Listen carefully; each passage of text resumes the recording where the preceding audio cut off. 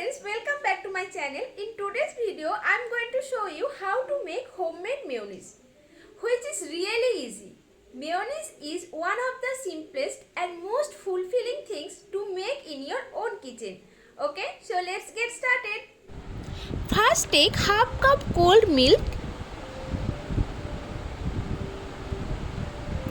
Then add 1 tablespoon vinegar.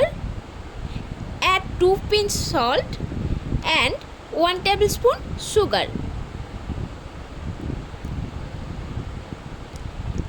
Then add half cup oil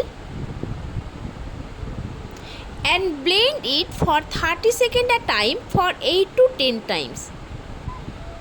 Now you can see it has not turned thick.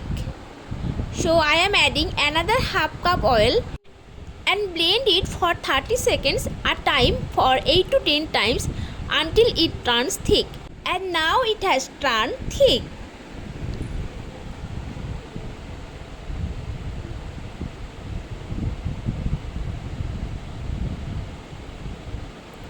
Now thick perfect mayonnaise is ready.